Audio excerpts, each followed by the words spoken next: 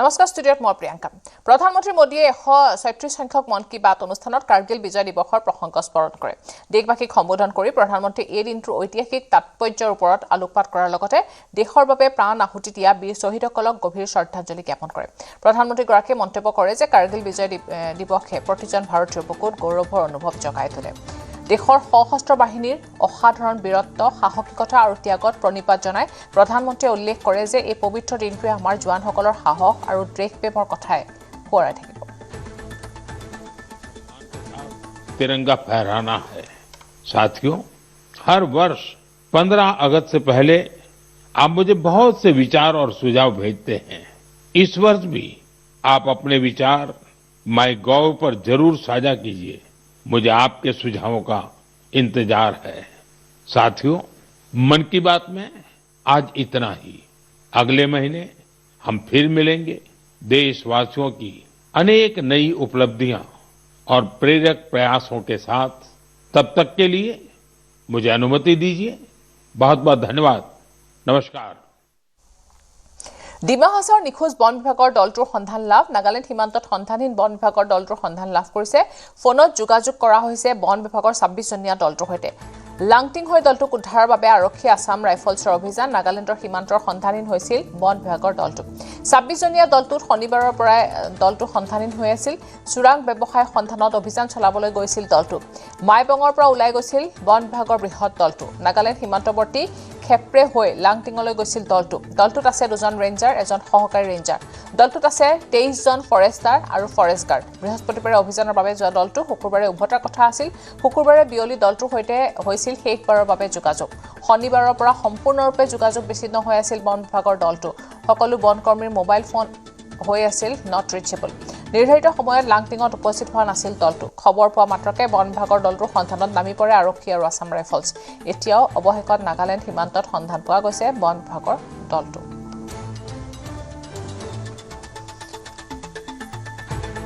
এই বিষয়ে শেহতীয়া খবৰ জানিবলৈ আমি সংযুক্ত হৈছো ফোনযোগে আমাৰ সাংবাদিক পংকজ কুমাৰ দেৱৰ সৈতে পংকজ আপোনাৰ পৰা শেহতীয়া খবৰ জানিব বিচাৰিছো ইতিমধ্যে সন্ধান লাভ কৰিছে ক'ত আছে কেনেকৈ আছে আৰু কেতিয়া ঘূৰি আহিব হয় প্ৰিয়ংকা আসলতে যোৱাকালিৰ পৰা এটা উদ্বেগজনক পৰিস্থিতিৰ সৃষ্টি হৈছিল ডিমা হাছাও জিলাত কিন্তু 26 জনীয়া এটা বনকৰ্মীৰ দল সন্ধানহীন হৈ আছিল আৰু ৰাতিপুৱা আমি প্ৰথমতে ব্ৰেক কৰিছিলো নিউজ 18 অসম নৰ্থ ইষ্টত আৰু ইয়াৰ পাছত আমি যেটো গম পাইছো যে ইতিমধ্যে তেওঁলোকৰ সন্ধান লাভত সক্ষম হৈছে ডিমা হাছাও বন বিভাগ আৰু ডিমা হাছাও আৰক্ষী আমি আৰক্ষী সিনিয়ৰ জ্যেষ্ঠ আৰক্ষী অধীক্ষক ৰিপুঞ্জয় কাকতিৰ সৈতে যোগাযোগ স্থাপন কৰিছিলো তেওঁ কৈছে যে ইতিমধ্যে তেওঁলোকৰ লগত যোগাযোগ সম্ভৱ হৈছে কিয়নো তেওঁলোক যত আছিল 26 জনীয়া দলটো যত আছিল তাত নেটৱৰ্ক নাছিল মোবাইল নেটৱৰ্ক নাছিল আৰু বৰষুণ দি আছিল আসলতে আৰু তাৰ বাবে তেওঁলোকৰ লগত যোগাযোগ সক্ষম হোৱা নাই কিন্তু অলপ আগতে তেওঁলোকৰ লগত যোগাযোগ হৈছে আৰু ইতিমধ্যে তেওঁলোক খুসকাৰি আহি আছে হয়তো আৰু 2-3 ঘণ্টাৰ পাছত লাংটিঙত আহি তেওঁলোক উপস্থিত হ'ব আৰু শেহতীয়া যি তথ্য আছে এই তথ্য অনুসৰি এই 26 জনীয়া দলটো এতিয়া সুৰক্ষিত আছে এই 26 জনীয়া দলত আছে দুগৰাকী ৰেঞ্জাৰ ডনমাই থাউচেণ্ডৰ নেতৃত্বত গৈছিলে ডনমাই থাউচেণ্ড ৰেঞ্জাৰ দুগৰাকী ৰেঞ্জাৰ এগৰাকী সহকাৰী ৰেঞ্জাৰ 20 জন বনকৰ্মী আৰু বন বিষয়া আৰু 3 জন আছিল গাইড হিচাপে স্থানীয় গাঁওবাসী ৰাইজ এই 26 জনীয়া দলটো আছিল আৰু ইতিমধ্যে তেওঁলোক সুৰক্ষিত বুলি আমি জানিব পাৰিছো প্ৰিয়ংকা হয় বৰ্তমান ঘূৰি আহি আছে বুলি আপুনি জানিব পাৰিছে নহয় জানো হয় তেওঁলোক আসলতে যোৱা বৃহস্পতিবাৰে মাইবাঙৰ পৰা খেপ্ৰেলৈ গৈছিলে খেপ্ৰেলৈ তেওঁলোকে বন বিভাগৰ যি গাড়ী আছে যি বাহন আছে বাহনতে গৈছিলে আসলতে আৰু খেপ্ৰে আসলতে মাইবাঙৰ পৰা প্ৰায় 50 কিলোমিটাৰ নিলগত আৰু তাৰ পৰা তেওঁলোকে খুসকাৰি গৈছিলে খুসকাৰি নাগালেণ্ড বৰ্ডাৰ হৈ তেওঁলোক কাৰ্বি আংলং সীমান্ত পাইছিল গৈ তাতে গৈ কাৰ্বি আংলং হৈ তেওঁলোকে লুংডিং খেলবা হৈ তেওঁলোকে লাংটিং আহি উপস্থিত হোৱাৰ কথা আছিল আৰু মাজতে যেটো তেওঁলোকৰ নেটৱৰ্কৰ সমস্যা হৈছিল শনিবাৰে শেহতীয়াকৈ শুকুৰবাৰে বিয়লি তেওঁলোকৰ লগত শেহতীয়াকৈ কথা পাতিছিল তেওঁলোকৰ লগত তেতিয়া তেওঁলোকে কৈছিল যে আমি বাট হেৰুৱাই ফেলাইছো কোনফালে যাব লাগে কোনফালে যাব নালাগে হেতু আমি হেৰুৱাই ফেলাইছো এই কথা কৈছিল ইয়াৰ পাছৰ পৰা নটিচেবল হৈছিল ফোন সুইচ অফ হৈ গৈছিল আৰু ইয়াক লৈ আসলতে এটা চেপা উত্তেজনা বিৰাজ কৰিছিল আৰু শেষৰ যি তথ্য সেই অনুসৰি তেওঁলোকে খুসকাৰি আহি আছে হয়তো বিয়লি 3টাৰ ভিতৰত তেওঁলোকে লাংটিং পাব হয় ধন্যবাদ জনাইছো হয় পংকজ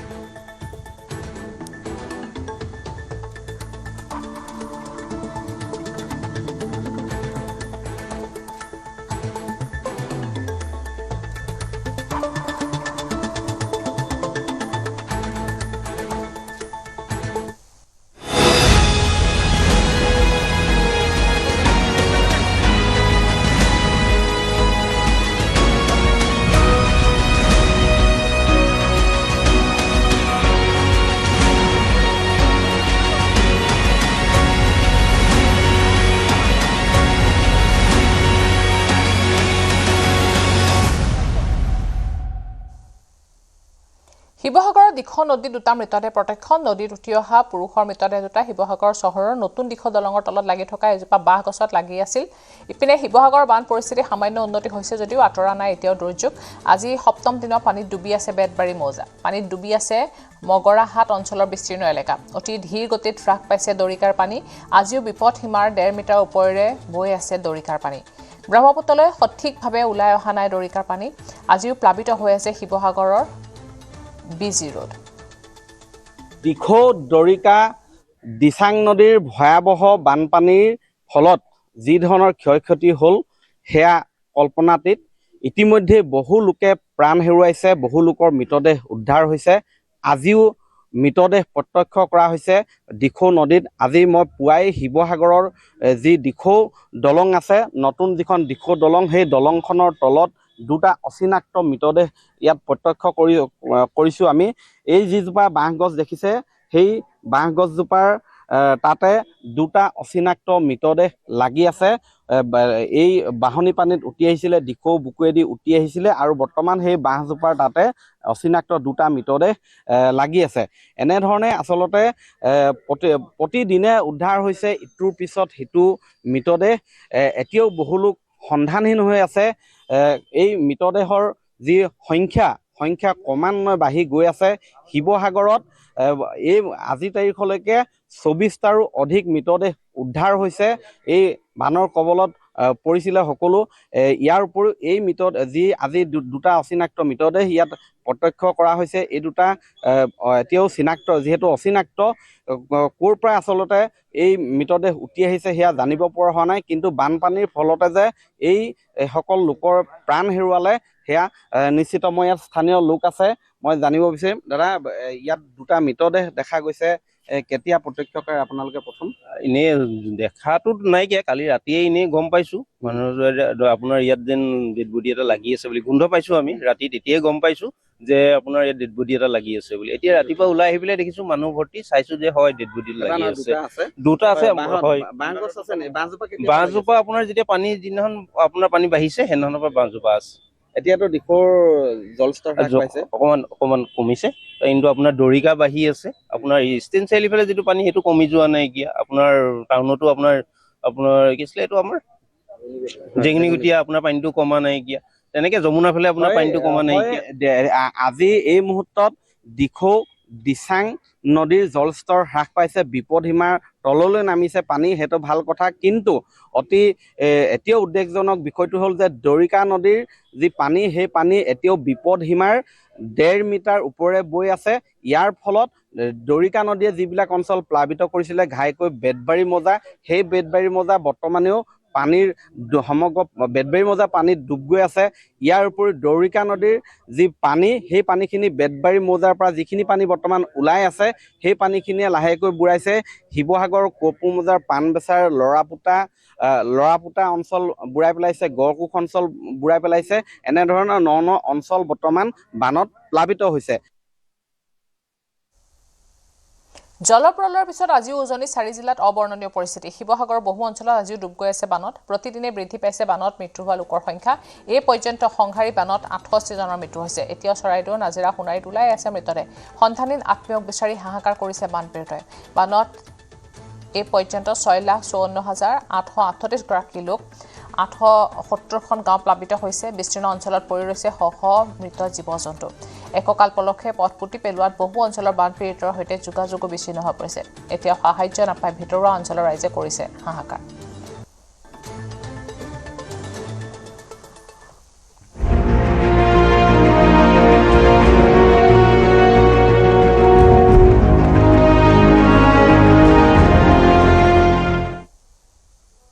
বানে ধোৱা নাজিৰা বিহুবোৰৰ নেপালী খুঁটিৰ অবৰ্ণনীয় পৰিৱেশ বানৰ ঢলে এফালৰ পৰা টছ কৰিছে ঘৰ দুৱাৰকে ধৰি সকলো সামগ্ৰী নেপালী খুঁটিৰ এজন লোকৰ হাহাকাৰ অৱস্থা হাজিৰা কৰিবলৈ গৈ ঘূৰি আহি পূৰ্বৰ স্থানত নিদেখিলে নিজৰ ঘৰখন নিজৰ সপোনৰ ঘৰখন কোনো চিনচাব নাই এতিয়া সন্তানহীন হৈ আছে পত্নী আৰু সন্তান নিজৰ ঘৰখনৰ লগতে পত্নী সন্তানক বিচাৰি হাহাকাৰ কৰিছে দুৰ্ভগীয়া লোকজনে বানপানীৰ তাণ্ডৱ এতিয়াও অব্যাহত আছে নাজিৰাত আৰু আমি প্ৰথম দিনটোৰ পৰাই কৈ আছিলোঁ যে নাজিৰাৰ বিহুবোৰ অঞ্চলৰ যি নেপালী খুঁটি আছে সেই নেপালী খুঁটি অঞ্চলত বহু লোক সন্ধানহীন হৈ আছে আৰু আমি আজি এটা পৰিয়ালৰ ওচৰত আহি উপস্থিত হৈছোঁ যিটো পৰিয়ালৰ বাসগৃহটো নদীৰ যি বানপানী উটুৱাই লৈ গ'ল আৰু এইজন ব্যক্তি সেই ব্যক্তিজনে সেই দিনটোত তেওঁ যিহেতু দিন হাজিৰা কৰি তেওঁ হাজিৰা কাম কৰি আহি ঘৰলৈ যাবলৈ নাপালে আৰু তাৰ পাছত পানী শুকোৱাৰ পিছত তেওঁ ঘৰলৈ গৈছে যে তেওঁ ঘৰৰ যি পৰিয়ালৰ সদস্যসকল নাই আপুনি সেই দিনটোত ক'ত কাম কৰি আছিল জংঘলত মই কাম কৰা আহিছোঁ কয়লা কাম পৰা মই আহিছোঁ আহি এইটো পাৰ হ'বলৈ নোৱাৰিলোঁ মই নদী পাৰ হ'ব নোৱাৰিলোঁ ঘৰত কোন কোন আছিলে এইটো মাইকী আৰু ল'ৰাটো আছিলে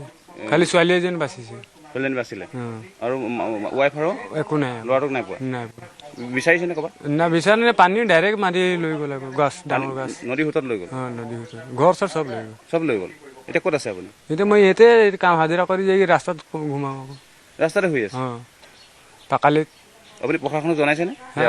জনাইছে কি কৈছে তেওঁলোকে তাই লগত কৈছে কিবা সিদ্ধান্ত ল'বা আকৌ সেইটো কাগজ পাতি লিখি দিছোঁ মই আৰু এনেকুৱা আৰু মানুহ হেৰাইছে নেকি মানুহ হেৰাইছে এইটো ঘৰতে মানুহ হেৰাইছে আকৌ কিমান হেৰাইছে এইটো দুটা তিনিটা হয় তিনিটা বাং বাবুৰ এটা মাইকী গৈছে চুঙাৰ মাইকী এটা গৈছে এইটো উদুবাৰৰ মাইকী এটা হেৰি দেৱীৰাম মাইকী এটা গৈছে আপুনি জনাতে 10-12জন হেৰাইছে হয় এই ব্যক্তিজনে জনাইছে যে তেওঁ যি চিনাকি মানুহ সেই চিনাকি মানুহৰ ভিতৰত 10-12জন ব্যক্তি এতিয়াও সন্ধানহীন হৈ আছে আৰু তেওঁৰ পত্নী আৰু সন্তান এতিয়াও সন্ধান পোৱা নাই পত্নী আৰু সন্তানৰ যিহেতু তেওঁ দিন হাজিৰা কৰি ঘৰলৈ উভতি যাবলৈ নাপালে আৰু তেওঁৰ ঘৰখনো শেষ হৈ গ'ল নদীৰ বানে উটুৱাই লৈ গ'ল আৰু এইদৰে বহু লোকৰ ঘৰ ভঙাৰ লগতে বহু লোকক নদীৰ সোঁতে উটুৱাই লৈ গৈছে নাজিৰাৰ এই বিহুবৰ নেপালী খুঁটিৰ পৰা উজনিৰ বিধ্বংসী পানীয়ে ধাহি মুই নিলে সকলো চিন মুকাম নোহোৱা হ'ল বানাকান্ত অঞ্চলৰ বাটপথ বলিয়া বানৰ প্ৰবল সোঁতে ছিঙি পেলালে পথবোৰ পকী পথ থকা ঠাইও পৰিণত হৈছে পুখুৰীত টিয়কৰ বনাই অঞ্চলতো এতিয়া হৈ পৰিছে সংযোগ বিচ্ছিন্ন ইয়াত এটা পথ আছিল পকী পথ আৰু সেই পকী পথৰ অৱস্থাটো মই দেখুৱাবলৈ বৰ্তমান উপস্থিত হৈছোঁ বনাই ৰবি বৰুৱা গাঁওখন প্ৰায় বিধ্বস্ত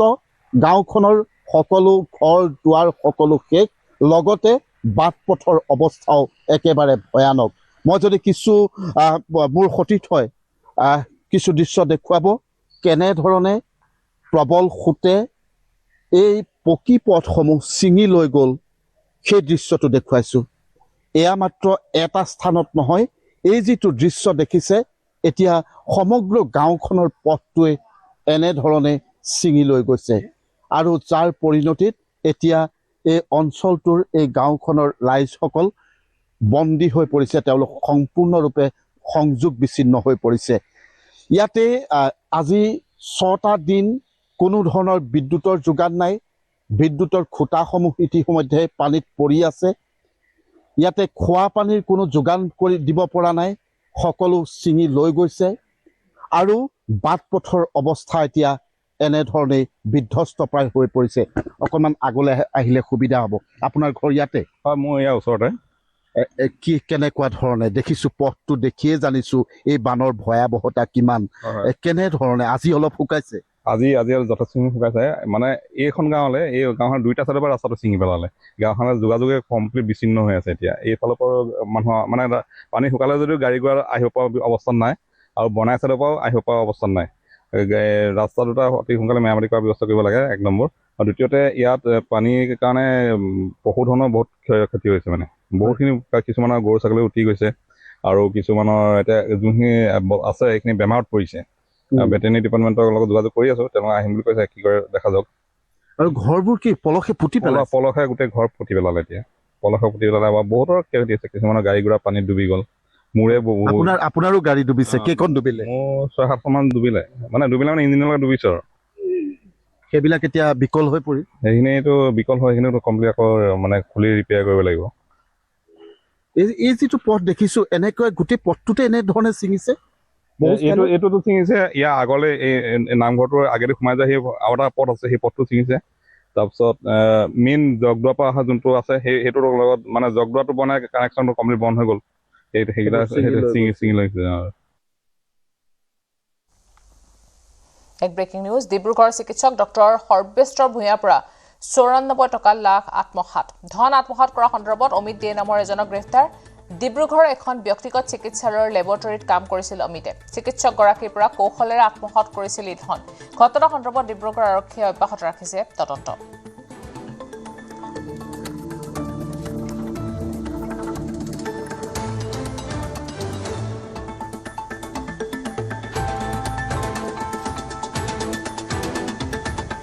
ডিব্ৰুগড়ৰ চিকিৎসক ডক্টৰ সৰ্বেশ্ব ভূঞাৰ পৰা লুট কৰিছে 94 লাখ টকা 94 টকা আত্মসাৎ কৰিছে ধন আত্মসাৎ কৰা সন্দৰ্ভত অমিত দে নামৰ এজনক গ্ৰেপ্তাৰ কৰিছে আৰক্ষীয়ে ডিব্ৰুগড়ৰ এখন ব্যক্তিগত চিকিৎসালয়ৰ লেবৰেটৰীত কাম কৰিছিল অমিতে চিকিৎসকগৰাকীৰ পৰা কৌশলেৰে আত্মসাৎ কৰিছিল বৃহৎ পৰিমাণৰ ধনখিনি ঘটনা সন্দৰ্ভত আৰক্ষীয়ে অব্যাহত ৰাখিছে তদন্ত সবিশেষ জানিবলৈ সংযুক্ত হৈছো আমাৰ সাংবাদিক জেছিম আহমেদৰ সৈতে জেছিম আপোনাৰ পৰা শেহতীয়া ঘটনা সন্দৰ্ভত জানিব বিচাৰিছো ডাক্তৰগৰাকী যিগৰাকী চিকিৎসক আছিল ডক্টৰ সৰ্বেশ্বৰ ভূঞা তেওঁ দীৰ্ঘদিন ধৰি আচলতে মানৱ সেৱাৰ লগত জড়িত বুলি বহুজনে ক'ব খোজে তেওঁৰ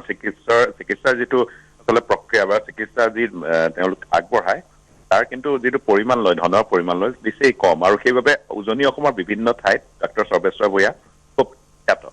আৰু সেই সৰ্বেশ্বৰ ভূঞা এখন ব্যক্তিগত চিকিৎসালয়ত ডিব্ৰুগড়ত কৰ্মৰত আছিল আৰু তাতেই তেওঁ লেবৰেটৰীজন যিগৰাকী আচলতে আৰক্ষীয়ে আটক কৰিছে তেওঁৰ লগত কাম কৰে সেইবাবে আচলতে সেই সুবিধা আৰু সুযোগ লাভ কৰা বুলি আৰক্ষীয়ে জানিবলৈ দিছে আৰু আৰক্ষীয়ে তদন্ত অব্যাহত ৰাখিছে যে কেনেধৰণে পইচা ইমান বৃহৎ পৰিমাণৰ টকা তেওঁ আত্মসাৎ কৰিবলৈ সক্ষম হ'ল এটিএম কাৰ্ডখন ব্যৱহাৰ কৰাৰ বিষয়েও এক তথ্য ওলাইছে কিন্তু সেয়া আৰক্ষীয়ে এতিয়ালৈকে বৰ্তমানলৈকে স্পষ্ট কৰা নাই তদন্ত অব্যাহত আছে প্ৰিয়ংকা হয় অমিত দে ইতিমধ্যে জেৰা চলাই থকা হৈছে কেনেকৈ আত্মসাৎ কৰিছিলে ধনখিনি প্ৰিয়ংকা গোটেই কথাটো চাবলৈ গ'লে দীঘলীয়া প্ৰক্ৰিয়া হ'ব লাগিব ইমান সহজেই আচলতে ইমান বৃহৎ পৰিমাণৰ টকা উলিয়াই লৈ যাবলৈ সক্ষম হ'ব নালাগিব কাৰণ এইটো এটা সুপৰিকল্পিত আচলতে প্ৰক্ৰিয়াৰ মাজেৰে যিগৰাকী অভিযুক্তক আৰক্ষীয়ে আটক কৰিছে তেওঁ টকাখিনি আত্মসাৎ কৰা বুলি আচলতে সন্দেহ কৰা হৈছে কিন্তু আৰক্ষীয়ে তদন্ত অব্যাহত ৰাখিছে চিকিৎসকগৰাকীৰ এটিএম কাৰ্ডখন অমিত দে নামৰ যিজন ব্যক্তি আচলতে ব্যৱহাৰ কৰা বুলিও এক তথ্য আচলতে আৰক্ষীয়ে ক্লু লাভ কৰিছে কিন্তু সেয়া আৰক্ষীয়ে এতিয়ালৈকে স্পষ্ট কৰা নাই আৰক্ষীয়ে তদন্তৰ পাছতহে সবিশেষ জনাবলৈ সক্ষম হ'ব হয় ধন্যবাদ জনাইছো জেছিম আপোনাক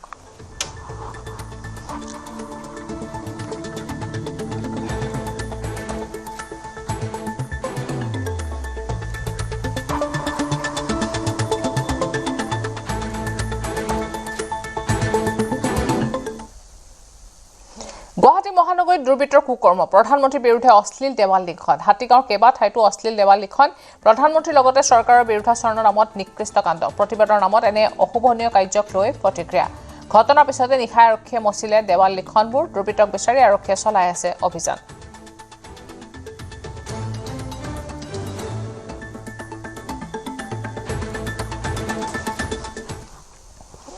আজি কাৰ্গিল বিজয় দিৱস কাৰ্গিল যুদ্ধৰ 527 গৰাকী বীৰ শ্বহীদক স্মৰণ দেশবাসী 1999 চনৰ 26 জুলাইত অন্ত পৰিছিল কাৰ্গিল যুদ্ধৰ প্ৰতি বছৰে আজিৰ দিনটোত কাৰ্গিল বিজয় দিৱস হিচাপে উদযাপন কৰি অহা হৈছে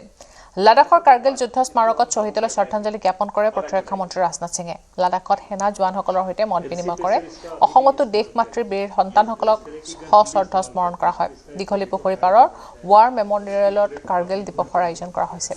অনুষ্ঠানত অংশগ্ৰহণ ৰাজ্যপাল লক্ষ্মী প্ৰসাদ আচাৰ্যৰ দেশৰ হকে প্ৰাণ আহুতি দিয়া শ্বহীদলৈ শ্ৰদ্ধা নিবেদনৰ লগতে শ্বহীদৰ পৰিয়ালক জনোৱা হয় সম্বৰ্ধনা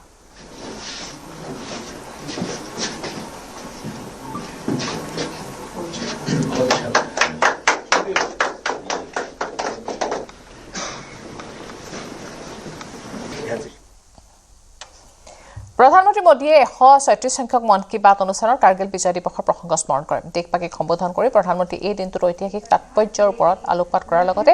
দেশৰ বাবে প্ৰাণ আহুতি দিয়া বীৰ শ্বহীদসকলক গভীৰ শ্ৰদ্ধাঞ্জলি জ্ঞাপন কৰে প্ৰধানমন্ত্ৰীগৰাকীয়ে মন্তব্য কৰে যে কাৰ্গিল বিজয় দিৱসে প্ৰতিজন ভাৰতীয়ৰ বুকুত গৌৰৱৰ অনুভৱ জগাই তোলে দেশৰ সশস্ত্ৰ বাহিনীৰ অসাধাৰণ বীৰত্ব সাহসিকতা আৰু ত্যাগত প্ৰণিপাত জনাই প্ৰধানমন্ত্ৰীয়ে উল্লেখ কৰে যে এই পবিত্ৰ দিনটোৱে আমাৰ জোৱানসকলক সাহস আৰু দেশপ্ৰেমৰ কথাই সদায় সোঁৱৰাই থাকিব तब उनकी उम्र सिर्फ 22 साल की थी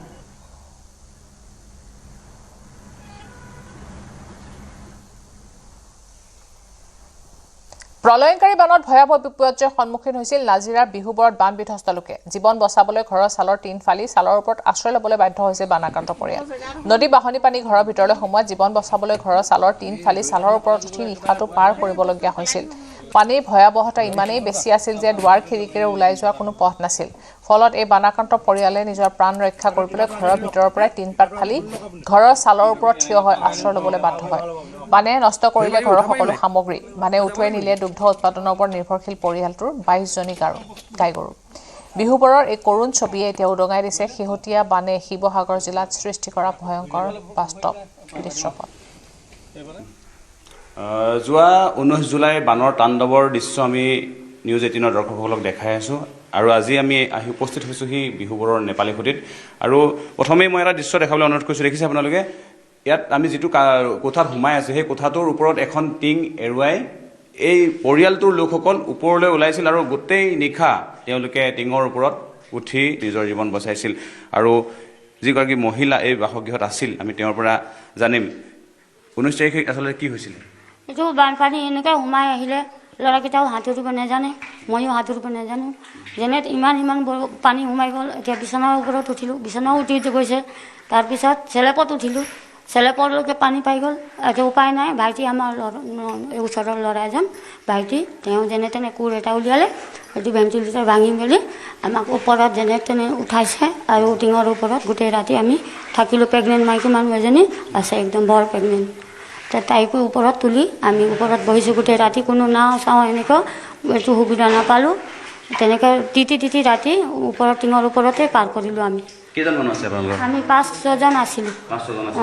আৰু এই যিটো পৰিয়ালৰ কাষত আমি আছোঁ দেখিছে আপোনালোকে ইয়াৰ ভিতৰত এতিয়াও পানী সোমাই আছে আৰু তেওঁলোক হৈছে গাখীৰৰ ব্যৱসায় কৰে আপোনালোকে গাখীৰৰ গৰু গাখীৰৰ এইবিলাকে বিজনেছ বাকী একো নাই আমাৰ খেতি বাতি আমাৰ একো নাই অকল গৰু গোহালিটোলৈ যদি যাওঁ বলক তেওঁলোকৰ গোহালিত 24জনী জাৰ্চি গাই আছিল আৰু গাখীৰৰ ব্যৱসায় কৰি তেওঁলোক চলিছিল কিন্তু বৰ্তমান তেওঁলোকৰ যিটো পৰিস্থিতি সেই পৰিস্থিতি দেখিলে আপোনাৰো চকু পানী ওলাব যিহেতু দেখিছে আপোনাৰ ঘৰৰ অৱস্থা দেখিছে বৰ্তমান ঘৰৰ ভিতৰত এতিয়াও বোকা হৈ আছে ঘৰৰ সকলো সামগ্ৰী ঘৰৰ যি সামগ্ৰী আছিল সকলো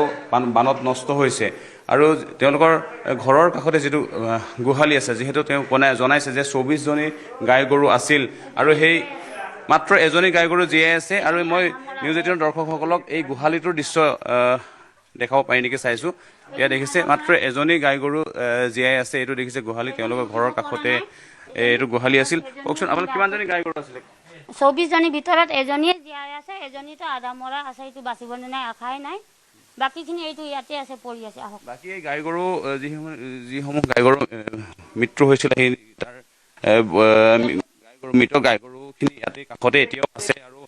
আচলতে এই স্থানলৈ কোনো লোক আহিবলৈ এতিয়াও সক্ষম হোৱা নাই দেখিছে যিটো ধ্বংসলীলা দিখৌ নদীৰ যি ধ্বংসলীলা সেই ধ্বংসলীলা ইয়াত পৰিস্ফুট হৈ আছে আৰু গোহালিৰ কাষতে এতিয়াও যিসমূহ গাই গৰু মৃত্যু হৈছিল সেই গাই গৰুসমূহৰ মৃত গাই গৰুসমূহ ইয়াতে এতিয়াও পৰি আছে এই গাঁৱত কিমান পৰিয়াল আছিলে গাঁওখনত ক'ব নোৱাৰোঁ বহুত আছে আমাৰ 3খন গাঁও একেলগতে আছে আমাৰ গাঁৱতে 4-5 হাজাৰ মান গায়ে আছে চাই ইমানে আমাৰতো এতিয়া 24জনী প্ৰতিটো গোহালি গাই গৰু মৃত্যু হৈছে চবৰে ইমান গৰুৰ ভিতৰত 20জনী বা 22জনী মান বাচিছে গোটেই টোটেল বাকী নাই চবৰে নাই হাজাৰ গৰু গাই গৰু হাজাৰ মৰিলে বচাব নোৱাৰিলে হয় আচলতে সেই দিনটোৰ যি ধ্বংসলীলা সেই ধ্বংসলীলা ইয়াৰ দৃশ্যবোৰ দেখিলেই সকলোৱে বুজি পাব দেখিছে আপোনালোকে দিখৌ নদীত উটি অহা জাবৰ জোঁথৰ গছ আৰু গুণ্ডাৰ টুকুৰাই ইয়াত ভৰি আছে গাঁওখন আৰু তেওঁলোকে যি খেতি কৰিছিল সেই খেতি পথাৰো নষ্ট হৈছে আৰু তেওঁলোকৰ যি মূল ব্যৱসায় আছিল গাখীৰৰ ব্যৱসায় সেই গাখীৰৰ ব্যৱসায় কৰা বহু জাৰ্চি গাই মৃত্যু হৈছে হাজাৰ জাৰ্চি গাই মৃত্যু হৈছে বুলি তেওঁলোকে জনাইছে আৰু এতিয়া প্ৰতিটো পৰিয়ালত এতিয়া কান্দোনৰ ৰোল উঠিছে আৰু তেওঁলোকে কেনেদৰে পুনৰ এই জীৱন গঢ়িব তাৰ বাবে তেওঁলোকে এতিয়া চিন্তিত হৈ পৰিছে আৰু ইয়াৰ লগে লগে সময় হৈছে এতিয়া বাতৰিৰ পৰা বিদায় লোৱাৰ নমস্কাৰ